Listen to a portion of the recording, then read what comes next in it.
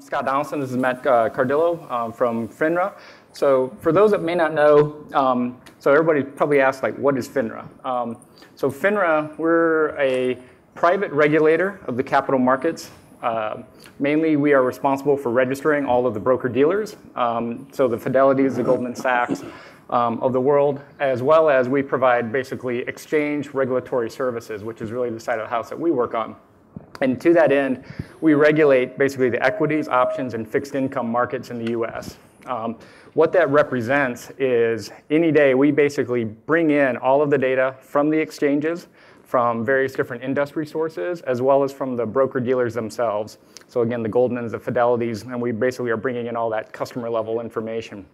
What we do with that is really reconstruct the market after the fact. And around that, then we basically look for rule violations.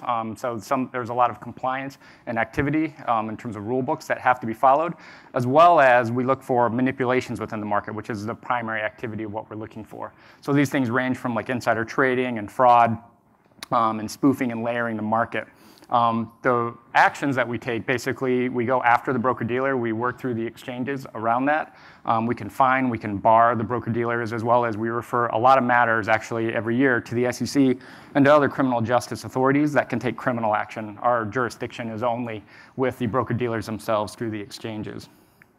So in looking at like what we do, a lot of different sort of types of topics that we go after in terms of compliance, order protection, ones that people are familiar with or would be like insider trading or fraud, pump and dump schemes around that.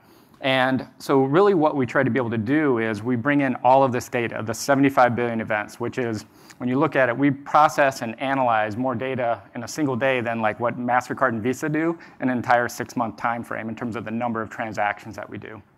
And this data is extremely wide, and we'll touch on that in a little bit, which adds some different difficulties in terms of how we analyze this. But we bring it in, we standardize it, we normalize it, and then we look for anomalies within this. And just to help, I guess, put a little color around this, some example cases that we brought, we had back last year in August, we were part and parcel of a big insider trading ring. And so this was a unique ring.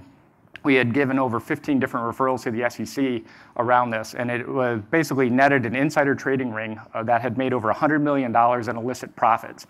And they were doing this through a couple of Ukrainian hackers had hacked into newswire sources and were taking advantage of earnings announcements that were sitting in an embargoed database before it actually was made public. They then sold that information to other broker-dealers in the US, Europe, Canada, and other places, and they made over $100 million in illicit profits. Another example is last year we had a $17 million pump and dump scheme where we fined and disbarred a broker-dealer. And this happens a lot in these little small over-the-cap stocks where they basically pump up a stock, and we're basically pushing the stock and had made over $17 million in fraudulent profit. So those are the types of examples that we deal with. Along with that, when we're talking about this is real volumes and real data. Every day in the US equities market, there's anywhere from $200 to $300 billion that are trading hands just in that. In the fixed income world, it's roughly the same. It's about $200 to $300 billion of trading activity that occur over 50, 60 million trade events per day. So this is sort of the magnitude of, this is very large dollars that are accruing through all of those different transactions that we are surveilling for. So our talk today is what we're doing around self-service analytics. And we always get kind of like asked, what do you mean by like self-service? Isn't that just regular analytics? And they are very much the same. The way we look at it, though, is what we're trying to be able to do is we came really from a world where we're not trying to generate reports or put applications out there. What we're trying to be able to do is develop and put tools in front of the right types of users. And we have different classifications of users, from data scientists and power users to to sort of general regulatory analysts that have different levels of expertise, and they have different needs given where they're going.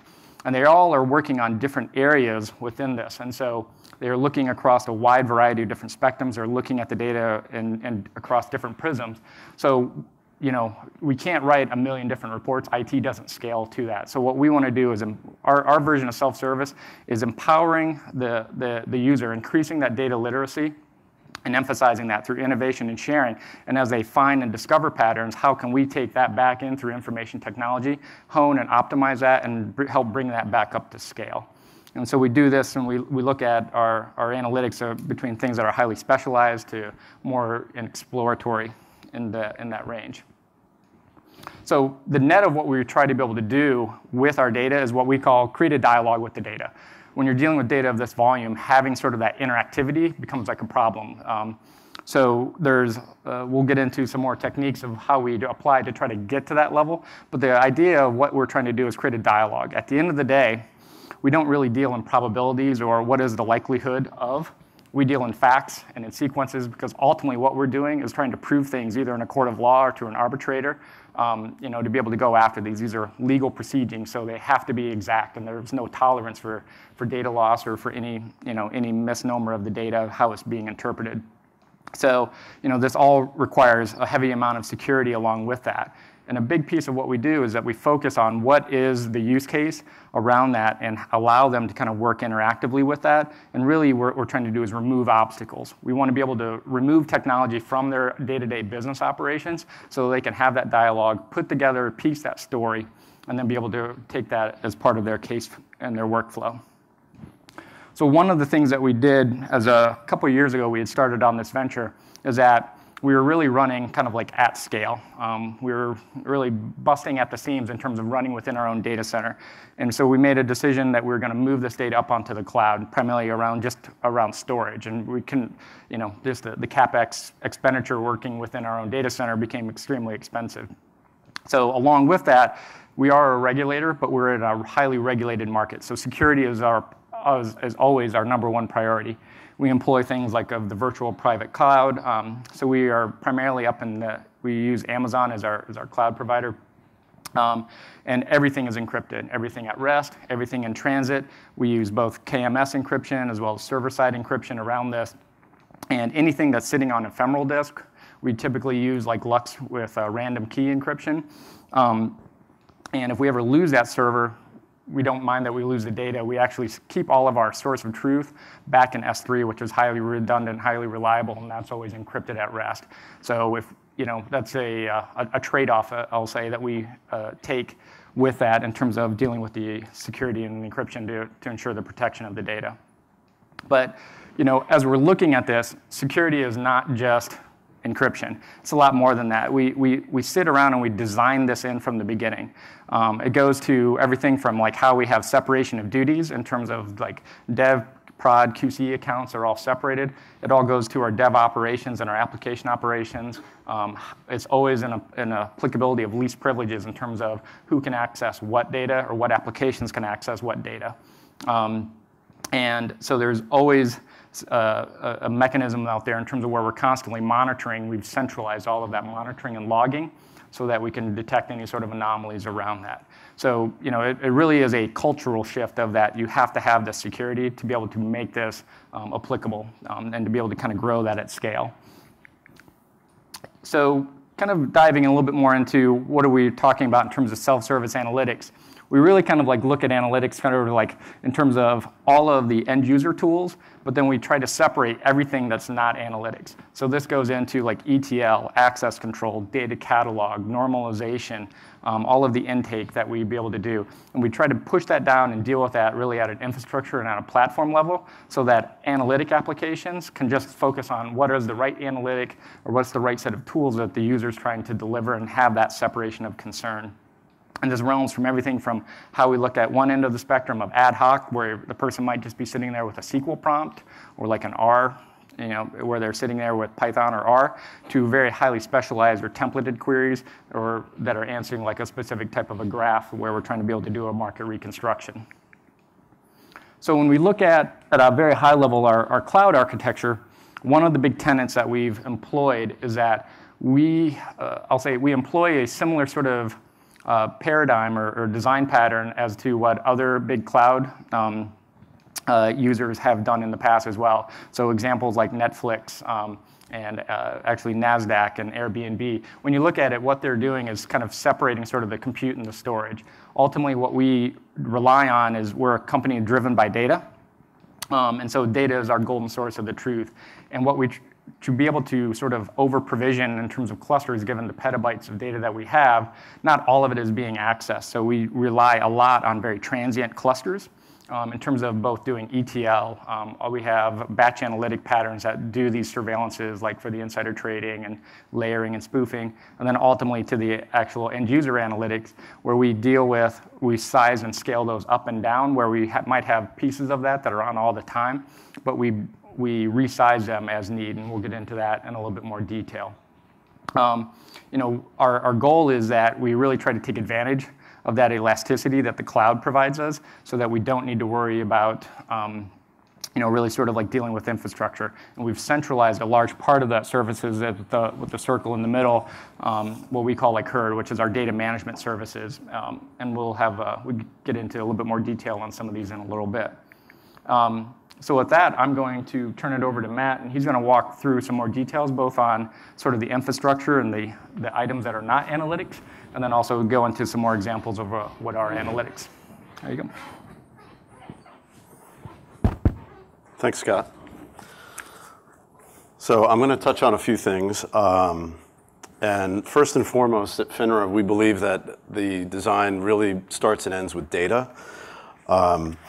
As Scott was saying, one of our tenets from an architectural perspective was to separate out or decouple storage from compute.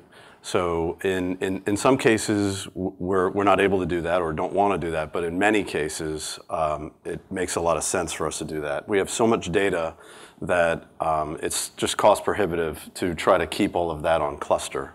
So that's one major distinction. And in doing so, this allows for some opportunistic things like cost savings on transient type clusters to take those offline when we don't need those. So there's lots of cost saving strategies that we've learned along the way over the years. Another one is also data sharing. So by leveraging S3 as our true source of data, so multiple transient clusters that are doing different things, we can all share that same data footprint, and that helps us a lot in terms of some efficiencies. The other thing we get is from the benefit of leveraging S3 is we get higher fault tolerance rather than having data on ephemeral storage replicated 3 times. It's sitting in S3 where we've got a multi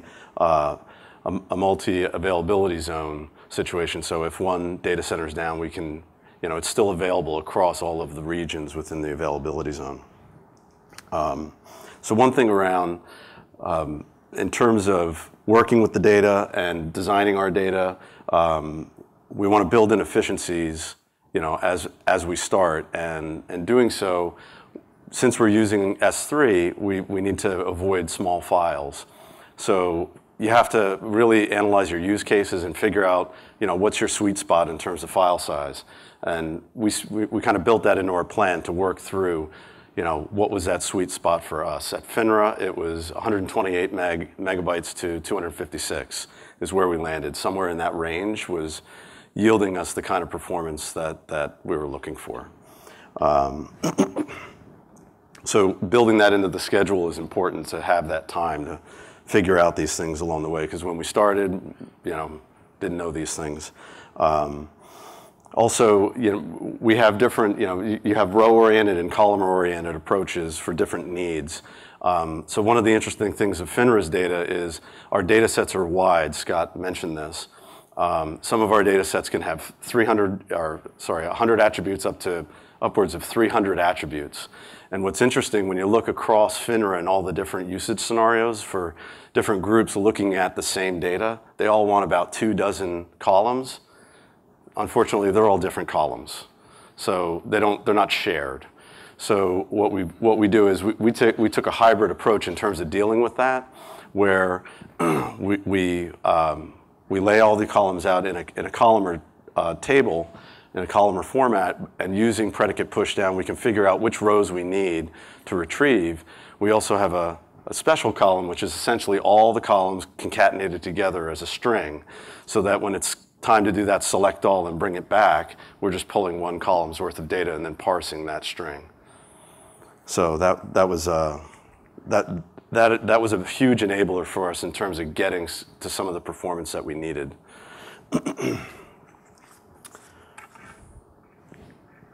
Great. So this is one example we have many different data sets at FINRA. So I wanted to just kind of walk through one of the examples of how we organized our data.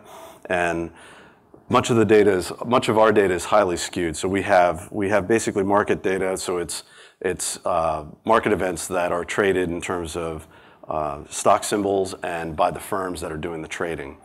So when you're looking at various stock symbols, stocks like Apple and Netflix, for example, like in the first second of trading of Netflix on the day of its IPO, there were 8 million transactions inside the first second, versus other stocks like dogwear attire, which is formal wear for your pets. That's a pretty thinly traded stock. So on the firm side, similarly, you've got super banks like Bank of America or Knight Capital, which is like the McDonald's of trading. If you have a TD Ameritrade, a Schwab account, or Scottrade, chances are your orders are flowing, your trades are flowing through Knight Capital. So those volumes are really high versus, a small company in, let's say, Kentucky trading out of their house, run by 2 people. They're not going to have those kinds of volumes. So our skew is really high. So we organize things. Users approach the system. They want to look at things by event date in terms of when it's happening in the market. If we were to partition by our symbols and firms, that would, if you look at the Cartesian product of that, so there's 20,000 symbols active in the market, and there's 4,000 firms. So that's 80 million partitions every day that we'd be dealing with. So we're pretty much dead on arrival in terms of performance without getting creative. So we came up with a hash partition to deal with this, where we grouped our symbols and our firms. So when you zoom out at a high level, users are looking at either, they're saying, I want to look at this trade date and a symbol, or a firm, or a symbol and a firm. So, and looking at how often they're running these various queries, we came up with the following approach, which is to group symbols into 100 groups and firms into 10 groups. So the firm-only query is not run as much versus symbol-only queries, which are run like almost 90% of the time.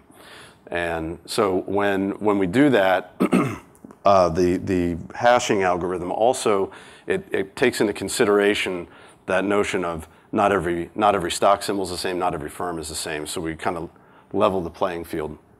So when you run a symbol-only query, you're only going to be looking at 10 partitions. So we'll have 1,000 partitions for every day instead of the 80 million. When you ask a symbol-only question, you're going to scan 10 of the partitions. If you ask a firm-only question, you're going to be scanning at most 100 partitions. And if it's symbol and firm, you're only looking at 1 partition.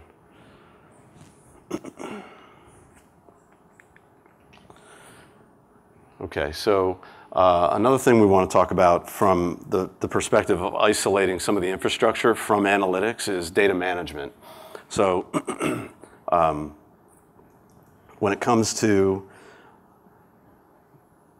as much data as we're dealing with at FINRA, and if you have anything, if you have a lot of data coming in, various data sets and whatnot, you're either going to be looking to buy or build some kind of data management services so that you can track on things like some context and semantics of the data. What is this data? Where did it come from?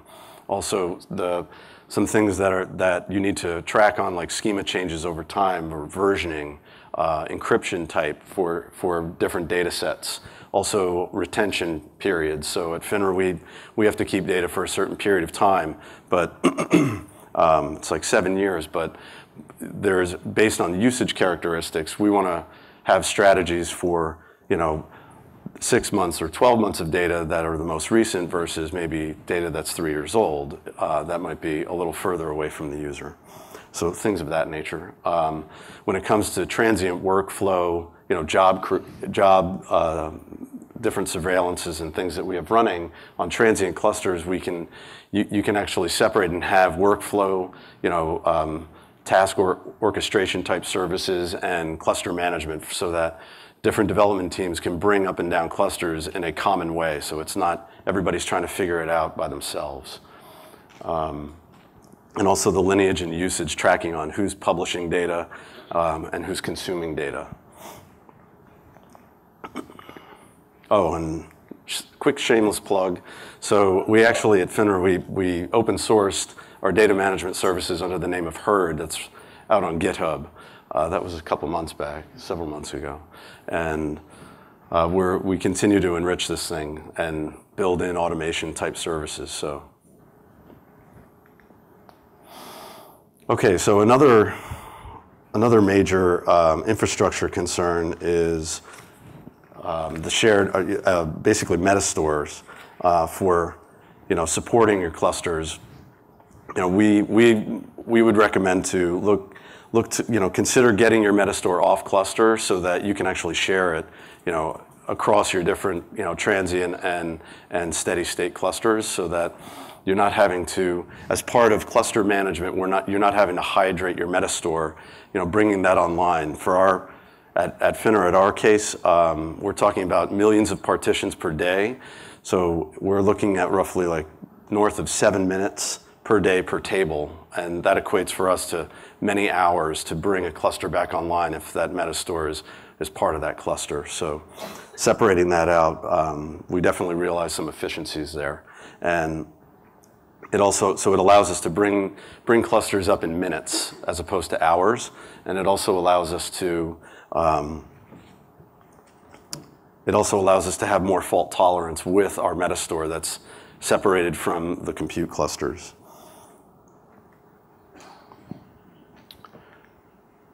Okay, right sizing your cluster. So one of the things that we had to learn a lot about over time was how to deal with managing clusters that we're provisioning through Amazon.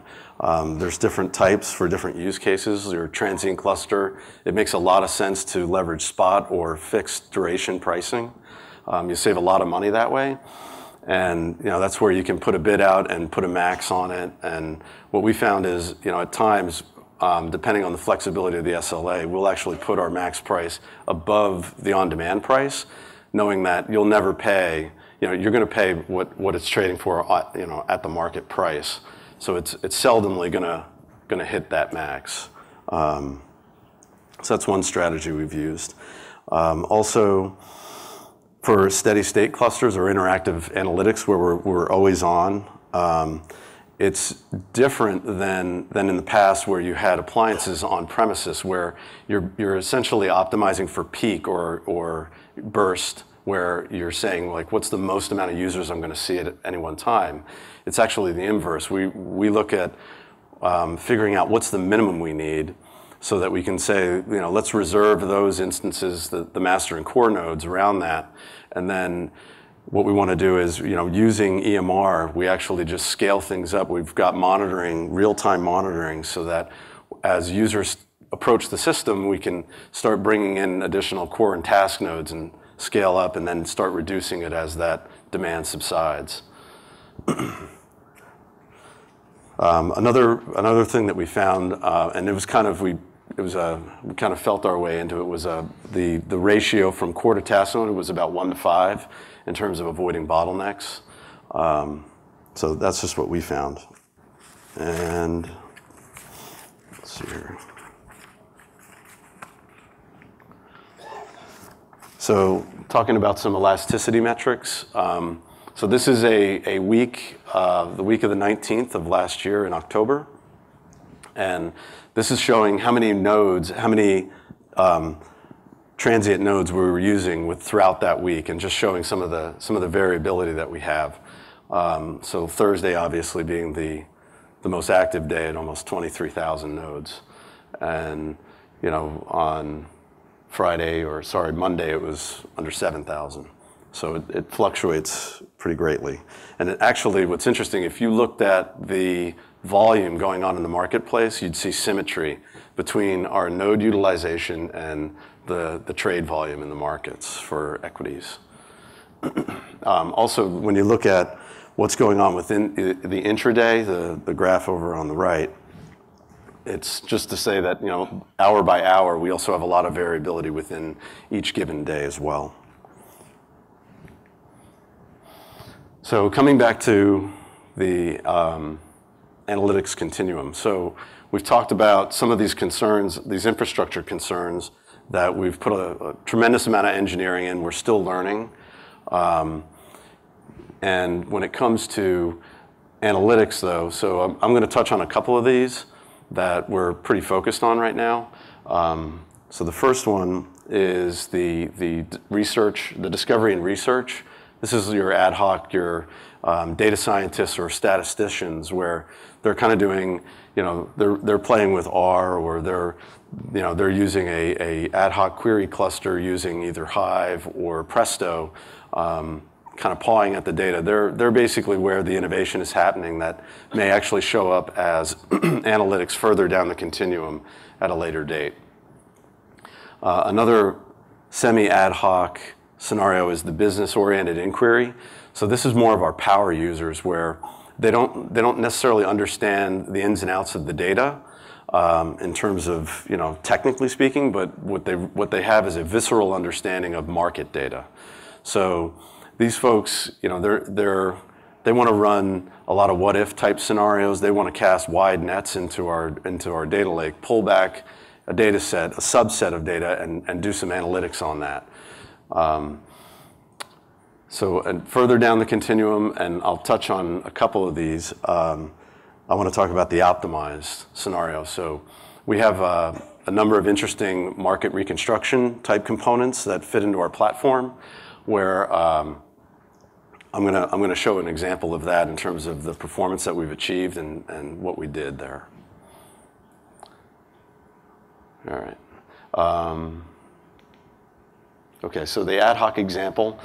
So this is where people understand a lot of the tools. So we essentially stand up a cluster that's there for them for running things like they can choose whether they want to run things in Hive or Presto, depending on how complicated the query is, how many joins they might be trying to do, things of that nature. One of the things we do is, in terms of separating concerns, we're able to have separate clusters for these different technologies that we bring online, so that we can kind of fine-tune how that cluster is configured.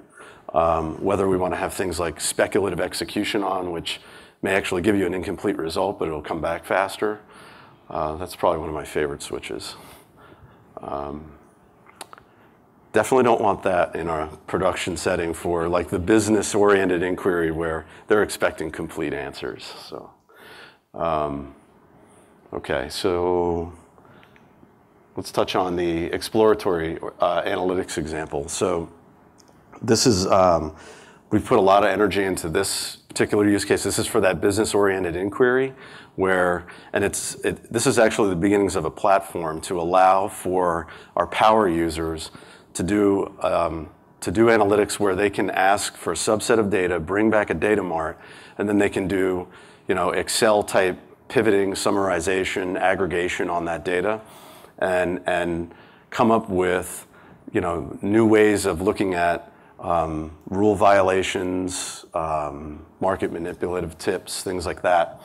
And so what they'll do is they'll submit based on trade date, symbol and/or firm, pull back, they could pull back a week worth of Apple. So I think our high watermark in our tool set is about 2.9 billion records in a browser, and then they can start pivoting on that. And actually, I'll give a shout out to Pentaho because we actually selected their tool in terms of embedding their analyzer, their flagship component, into our platform for doing that, being able to do those pivots and whatnot at scale.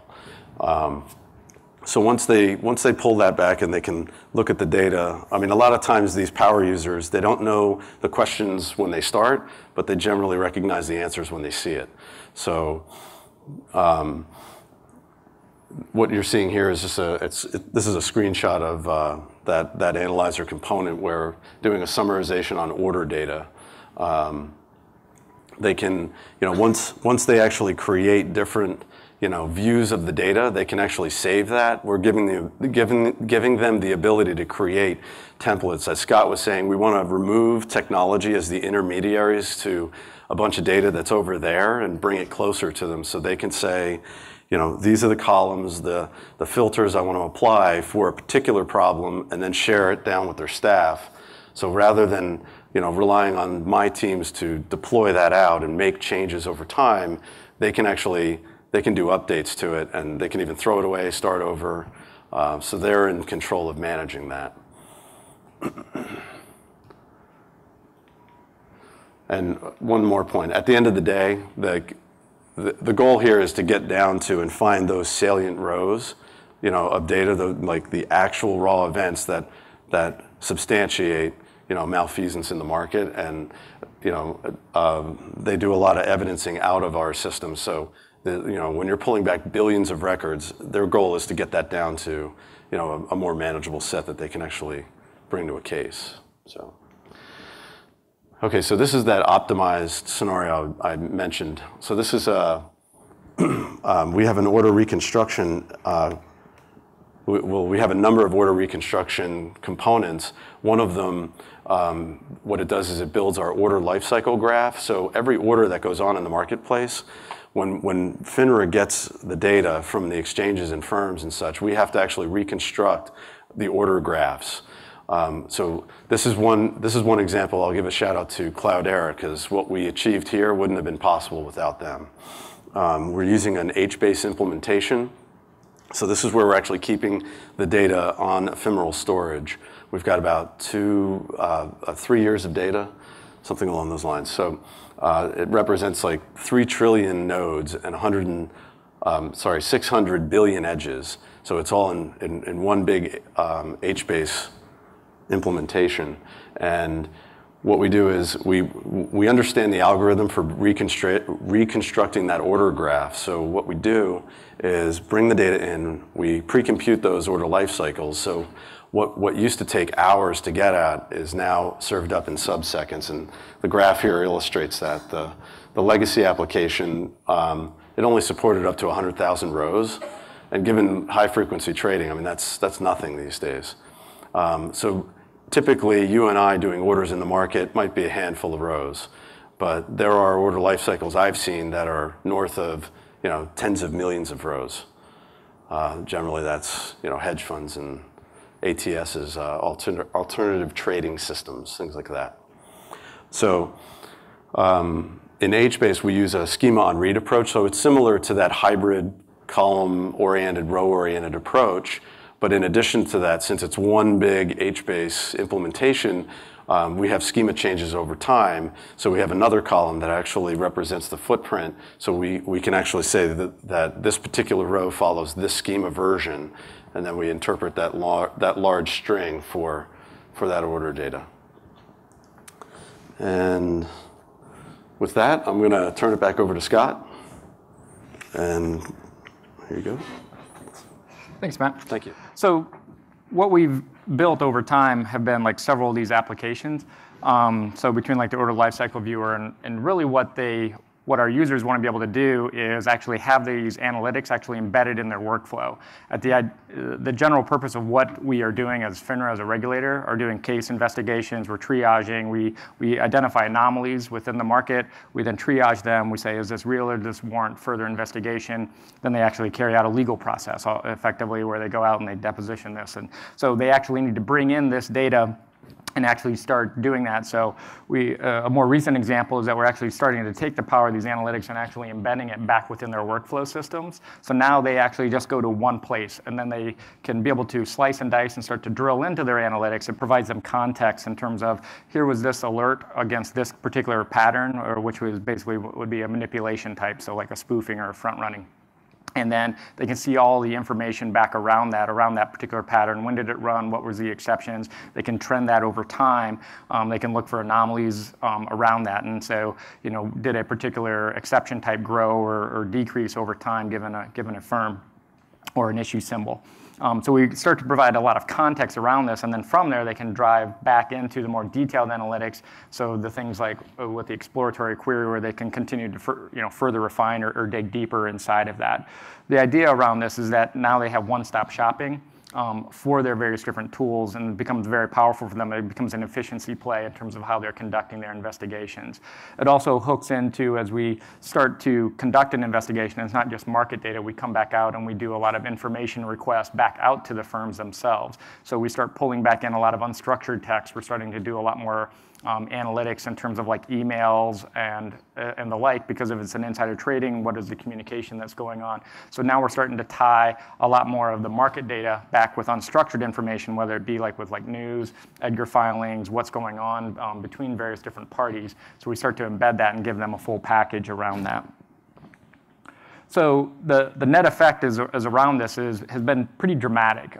These were a couple of quotes from some of our business users in terms of, before, for them to conduct sort of like, especially like very large operations across this, where they were conducting or trying to sweep a firm over a great period of time, it basically always ended up kind of being like a little mini technology project. They would pick up the phone, call up a data analyst or a developer or dev lead saying, I'm trying to be able to accomplish this. And so now with these different tools, they're actually doing that themselves. So I kind of call this, this is I call it affectionately sort of like the Ganesh effect, who's a remover of obstacles, is getting IT out of the way of the business process, right? And letting them kind of like, move on and do the activity where it doesn't actually, where they don't have to revolve or involve the technology around this. It's allowing them to actually ask a lot more what-if questions, right? So the impact around the self-service analytics is that they're doing a lot more exploration. It helps them identify these patterns where, it just helps starts to shorten down I'll say the turnaround cycle or the feedback cycle around this. And it's also, we've been able to optimize really the various different workloads by having multiple different clusters and dealing with the elasticity of the cloud, so we can separate the various different concerns. We can tailor the compute and the clusters to the use case that they're trying to conduct, where we still have like a common source of the data. So, a few takeaways, I guess that we kind of like advocate. One is, in self-service analytics, it's not just about, giving them tools. There's a level of, providing the tools with a set of governance around this. And so for us, that's our data catalog, that's the data management, and being able to do the lineage.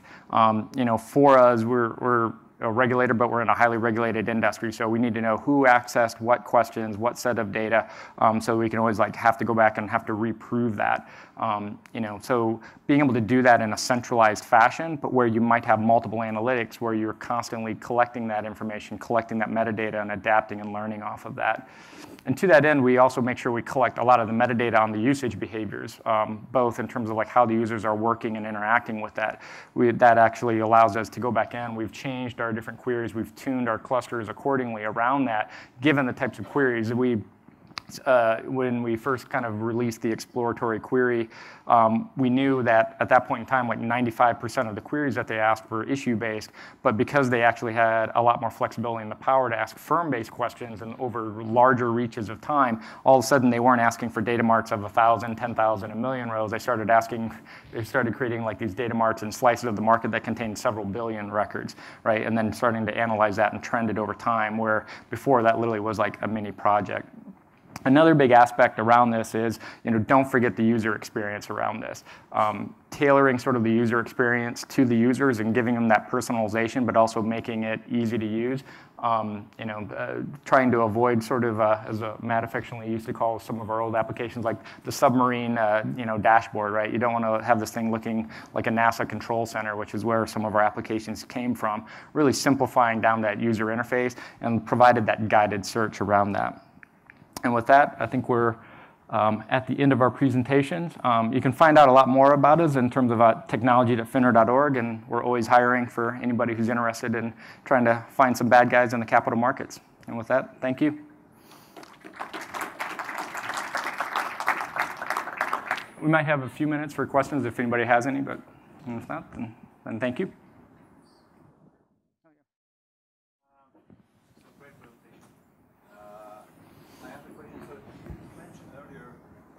Ad hoc clusters, you didn't optimize for peak demand, but for the minimal. And based on some signals, you're dynamically increasing the size. Right. What are the signals? Like you mentioned, like as the users enter the system, you increase. But what are the signals that you're picking up and increasing the volume? So we're actually monitoring. You know, it's not when they enter the system so much, but when they start kicking off a query, and we're monitoring essentially the Hive cluster in terms of, you know, how the job, what's the throughput in terms of the job performance. So when we start seeing, you know, that when that starts to slow and it's taking longer, then we start bringing more nodes on. Right. I mean, to be fair, initially we did some testing at peak just to say, like, you know, how much can we expect this thing to go to, because everything costs money, right? But once we had that machinery in place to actually do that dynamic growth and then scale it back, it kind of, you know, we worry about it a lot less, because the amount, the cost savings that we're realizing from that is pretty significant. Yes. Do you use any graph analytics for complex patterns and data? So. And also, are there any sorts of queries that you'd like to do, but you're kind of bumping up against complexity that you can do in the cloud? So first, over on the graph side, so the order lifecycle that we have is effectively a graph, and we actually just kind of built like a custom UI around that. What that is basically where we're trailing and then kind of like identifying sort of where an order came from and where it went to, ultimately on its way to either being canceled or executed. There are other, I'll say, graph. We've been playing around some in other parts of the org with looking at GraphX, and this is primarily around looking at trends with sort of like with brokers and broker dealers, and looking at sort of like movements around that, and sort of, you know, our bad apples, like kind of like, you know, they typically tend to accumulate around each other and follow each other around within the industry. So we've been playing around with that. We've been using like GraphX a little bit, and we've been playing around with Spark to help like pre-compute some of those things. But those are activities that we do, but we're trying to look at, are there other like visualizations around that could actually make that easier to surface for the users, and so that's sort of ongoing research there. And are you running into limits in terms of the complexity of sorts of things? That data is much smaller, so we're not trying to like display, you know, trying to be able to pick those up, and so that's like more like personnel type data. So it's much smaller data than like order lifecycle. We definitely run into challenges trying to like visualize like a $50 million, you know, order lifecycle graph. That we have not been able to kind of like do that through the browser, so we kind of eliminate those sometimes like from that. But we still, but like the average size, so it's like the average size of an order lifecycle is about 5 to 10, but then you got these outliers that are outside of there. Yes. Mm-hmm. And I'm wondering how many different user groups actually modify that, and what type of metadata? So the metadata that we do, so we version and we track sort of like the schema changes within the DDL. And that's really sort of like input driven. So as we get the data from the exchanges, from the firms, and so over time there will be new columns that are added, new order types that come on board. So it's not necessarily really driven from the end user. What we expose to them is sort of we normalize that and come up with a common model. And then as new attributes come in, we add that into the model and into the DDL. So we assume all new attributes are additive and they get added on to the end, but then we allow the user to display those. So like within our HBase instance, let's say, you know, initially we had, say, 300 attributes inside of that, and, you know, a new order type came in. We added 5 more on to the end of that, and so that just becomes a schema version that we do, and we kind of read and parse that schema at the end. All right, I think one more, and then we probably got to move on. Yes. So that's all really kind of like driven. We do that mostly like through the application, through the front end. So primarily through application rules and the like. And we, inside of the applications, have basically we're using basically security groups and access control rules inside of that to kind of like manage application to applications. But most of that at the end user is through the application level. So, all right, thank you.